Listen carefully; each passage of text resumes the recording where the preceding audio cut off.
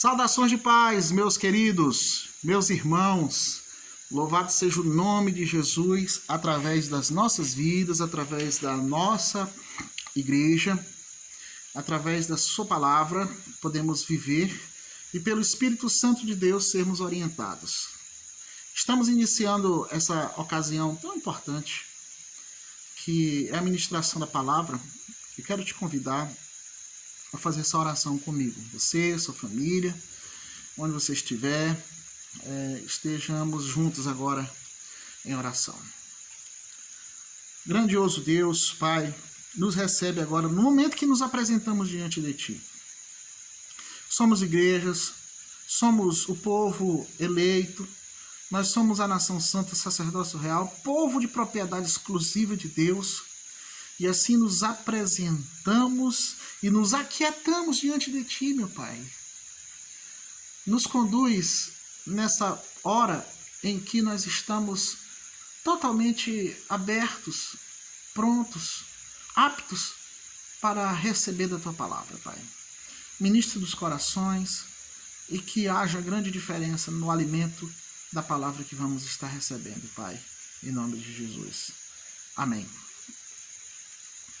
Nós estamos caminhando em 1 João capítulo 3, versículo de 11 a 24, nosso texto de hoje, continuando dentro do que nós estamos apresentando de forma sequencial em 1 João. Então, vamos ler comigo, te convido, 1 João capítulo 3, versículos de 11 a 24. Me acompanhe. Assim fala a palavra de Deus. Porque a mensagem que ouviste desde o princípio é esta, que nos amemos uns aos outros. Não segundo Caim, que era o maligno e assassinou a seu irmão. E por que o assassinou? Porque as suas obras eram más e as de seu irmão justas. Irmãos, não vos maravilheis se o mundo vos odeia. Nós sabemos que já passamos da morte para a vida, porque amamos os irmãos, porque não ama. Versículo 14 mais uma vez. Nós sabemos que já passamos da morte para a vida, porque amamos os irmãos. Aquele que não ama permanece na morte. Versículo 15. Todo aquele que odeia seu irmão é assassino. Ora, vós sabeis que todo assassino não tem a vida eterna permanente em si. Nisto conhecemos o amor que Cristo deu a sua vida por nós e devemos dar a nossa vida pelos irmãos. Ora, aquele que possui recursos desse mundo e vir a seu irmão padecer necessidade e fechar-lhe o seu coração, como pode permanecer nele o amor de Deus? Filhinhos, não amemos de palavra, nem de língua, mas de fato e de verdade. E nisto conheceremos que somos da verdade, bem como perante ele tranquilizaremos o nosso coração. Pois se o nosso coração nos acusar, certamente Deus é maior do que o nosso coração e conhece todas as coisas. Amados, se o coração não nos acusar, temos confiança diante de Deus. E aquilo que pedimos dele recebemos, porque guardamos os seus mandamentos e fazemos diante dele o que lhe é agradável. Ora, o seu mandamento é este, que creiamos em nome de seu Filho Jesus e nos amemos uns aos outros, segundo o mandamento que nos ordenou. E aquele que guarda os seus mandamentos permanece em Deus e Deus nele, e nisto conhecemos que ele permanece em nós, pelo Espírito que nos deu. No texto, João faz um resgate do exemplo de Caim. Ele traz eu falo resgate porque ele traz uma experiência lá do começo, lá de Gênesis. E um exemplo de um tempo tão distante, porém de uma realidade tão próxima.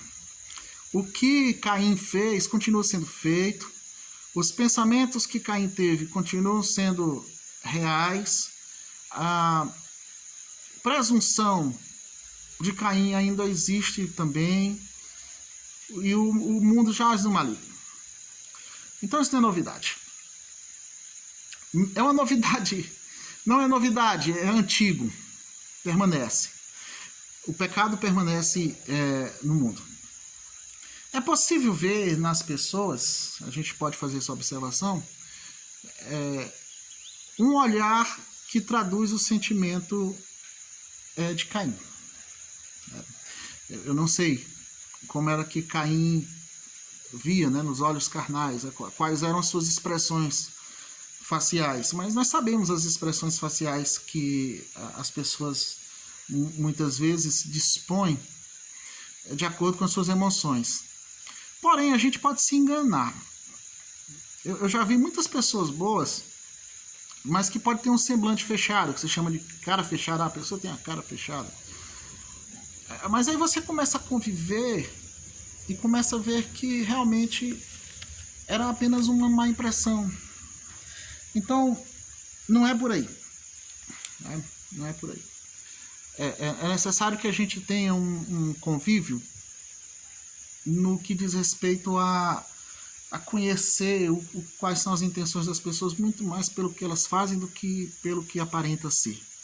Porque o contrário também pode ocorrer. Às vezes alguém pode se apresentar a nós com um sorriso no rosto, demonstrando as melhores das intenções, mas com o passar do tempo a gente acaba percebendo e vendo e constatando através das ações que aquilo era apenas uma forma de disfarçar as reais intenções. Então não podemos julgar as pessoas pelo olhar ou pelas aparências. Aquela frase tão conhecida, né? As aparências enganam. Eu não estou endossando aqui essa palavra, mas afinal, o chamado que a palavra de Deus nos traz é para que sejamos livres de sermos julgadores, né? De chegarmos nessa liberdade de não ficarmos dependendo do nosso julgamento para determinar as coisas. Isso é uma libertação.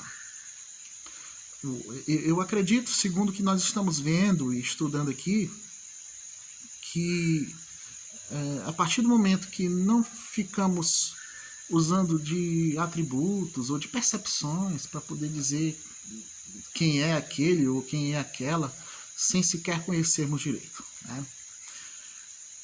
E tem aquele negócio, eu não fui com a sua cara, ou então, opa, gostei da pessoa na primeira vez que eu vi. Alguém que a gente não foi com a cara pode nos ajudar muito, e aquela pessoa que simpatizamos em determinado momento pode nos decepcionar.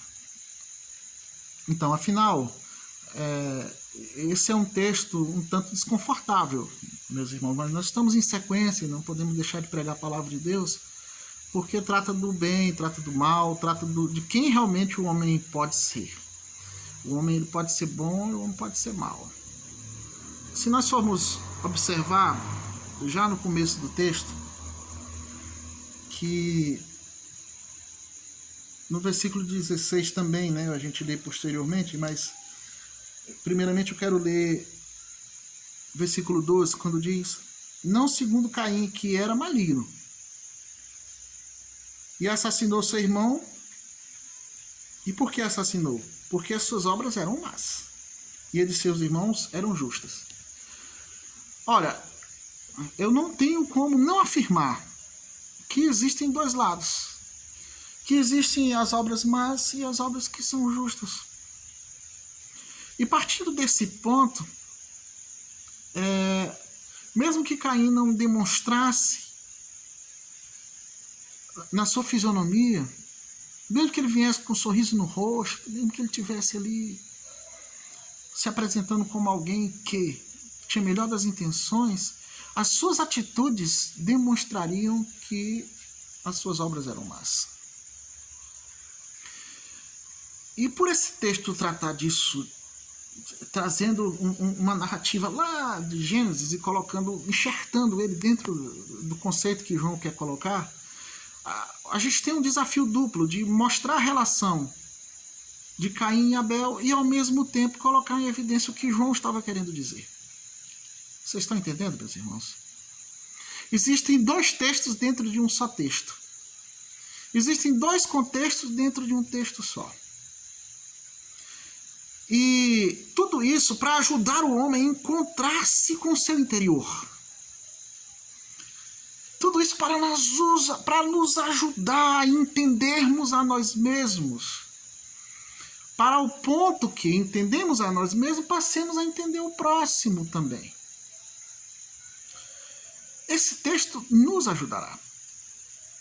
Por quê? Porque ele é um convite para que nós retiremos de dentro de nós qualquer característica que possa existir que seja de Caim. Qualquer característica. Qualquer coisa que diga respeito ao que Caim pensava e fazia. Se existir algo assim dentro de nós, o texto está nos chamando para que sejamos confrontados para que isso não pertença à nossa vida.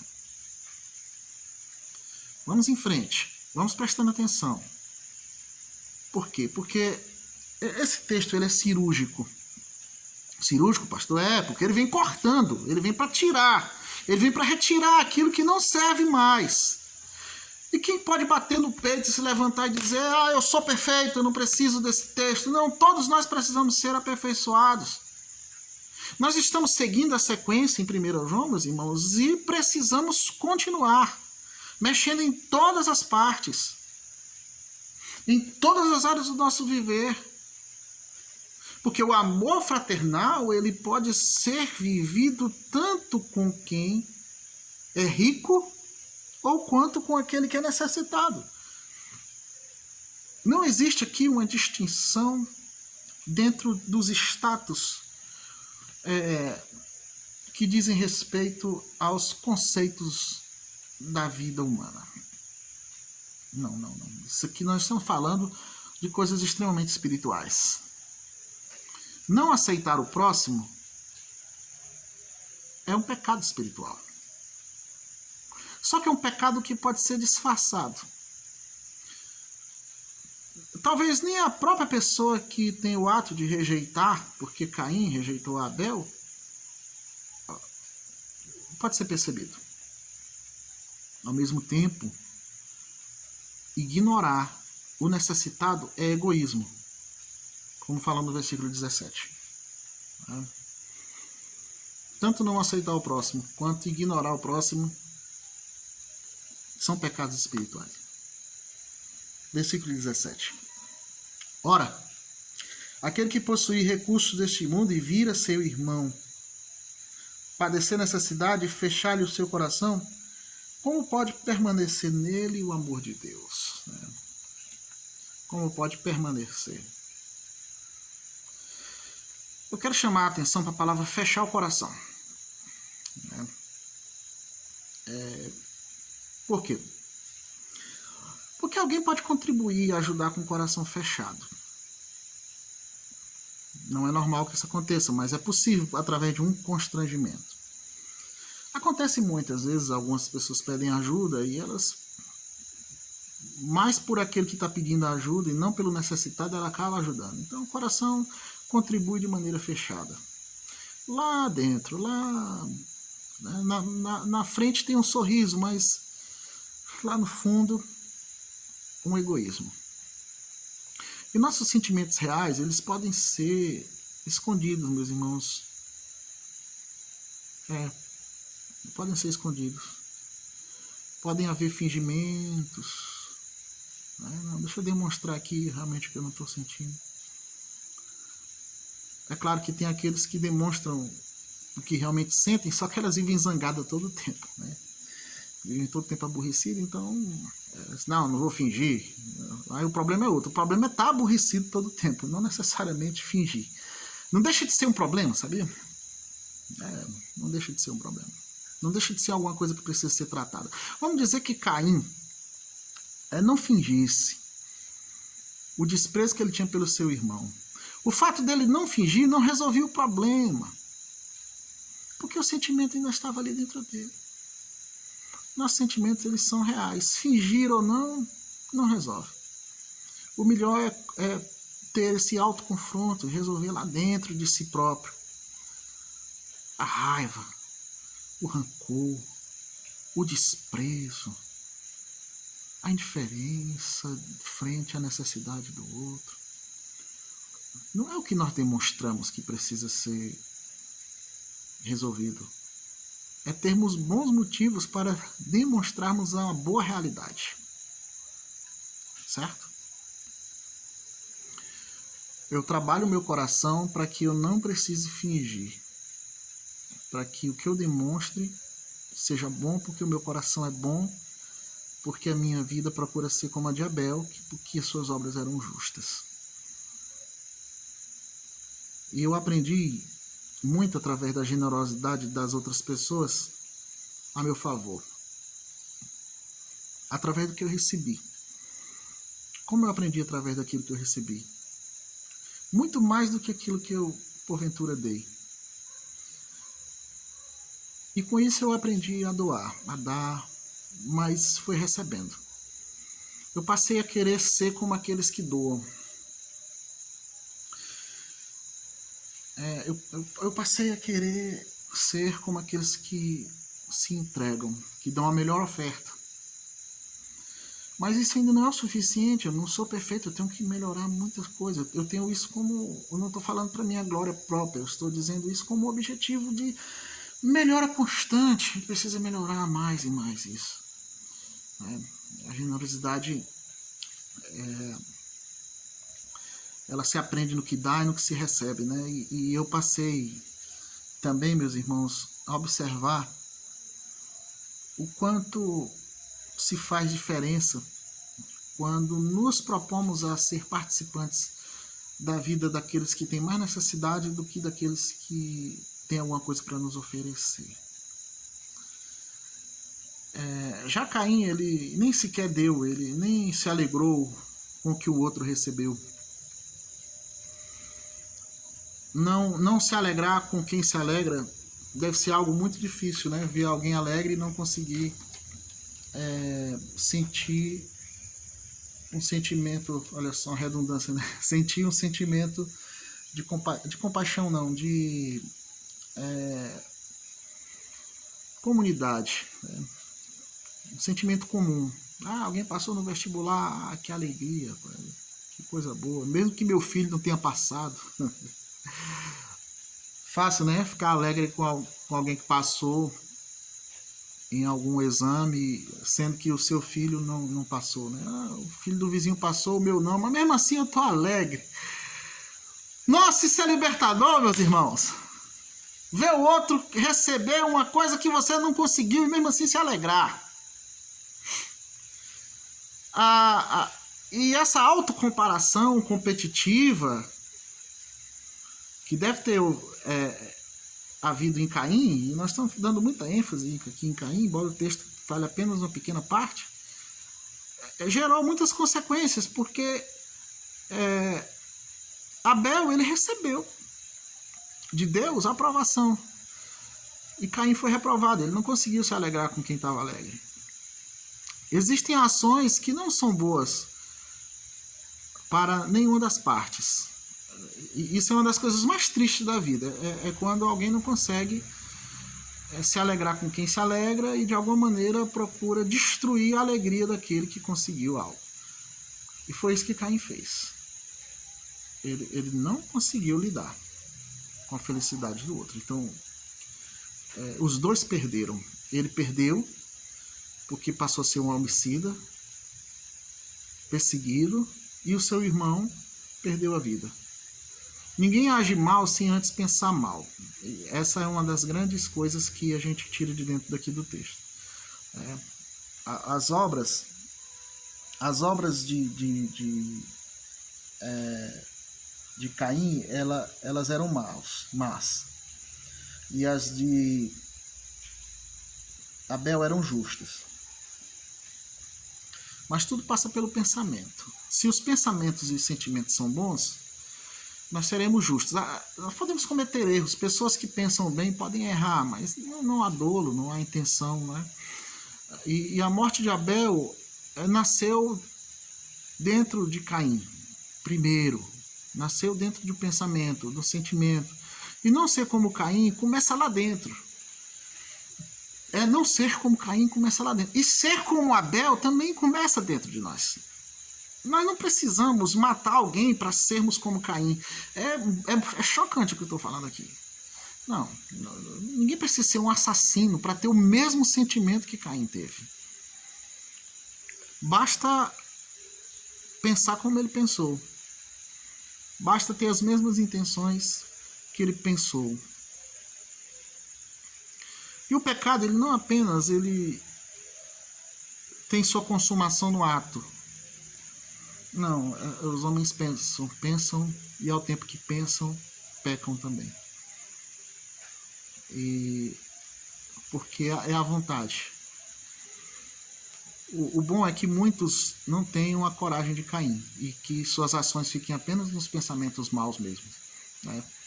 Não, fica só pensando mal aí, mas por favor não faça o mal não. Continue sendo alguém sem coragem. É o que nós pedimos a Deus, porque nós sabemos que muitas pessoas são dominadas pelo maligno e acabam vivendo dessa forma. E o pecado não apenas tem a sua consumação no ato, sim, mas quem vai conseguir ler o coração das pessoas ou julgar, como nós falamos no começo, né? E o versículo 13, eu quero chamar a atenção, diz: irmãos, não vos maravilheis se o mundo vos odeia. É assim que fala. Não fique surpreso com a maldade.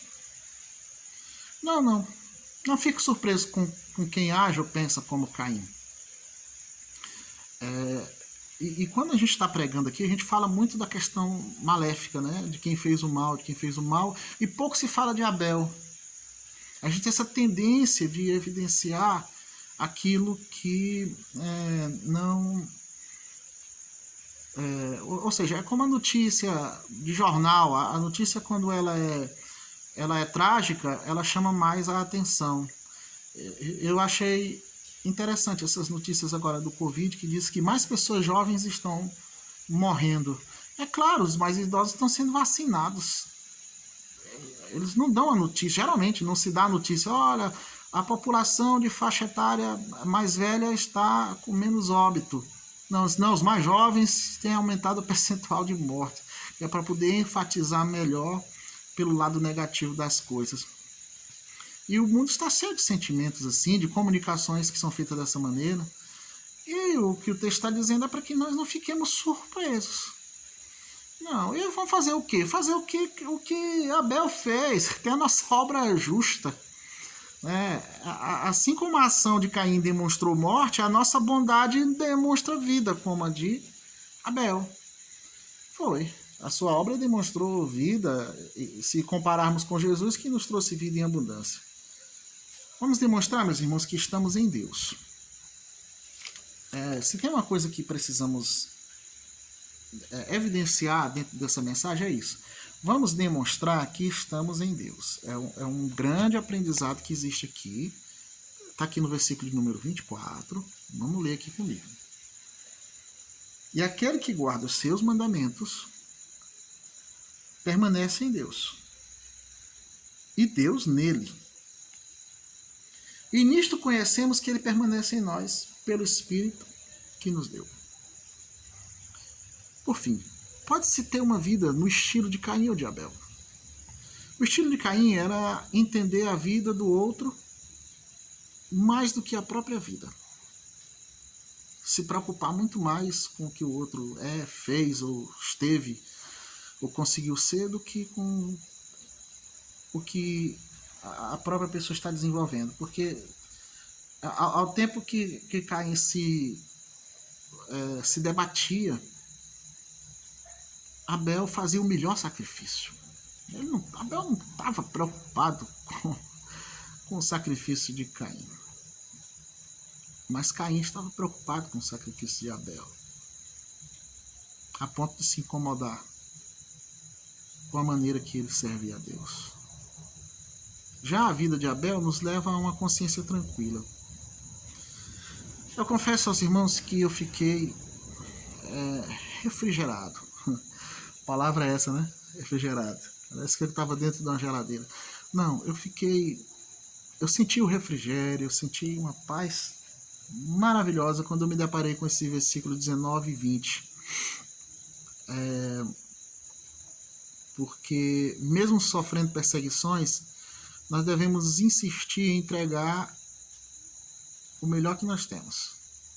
Vamos ler o texto? Olha só como fica muito claro aqui. Versículo 19 e 20. E nisto conhecemos que somos da verdade, bem como perante ele tranquilizaremos o nosso coração. Pois se o nosso coração nos acusar, certamente Deus é maior do que o nosso coração e conhece todas as coisas.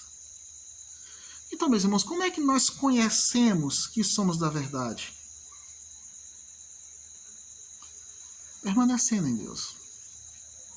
Permanecendo com as boas obras. Não que as boas obras salvem, mas é melhor sofrer as consequências do que ser aquele que gera as consequências. Aí eu faço a pergunta, o que é melhor? É ser aquele que causa problemas ou ser aquele que sofre a causa dos problemas? Meu silêncio.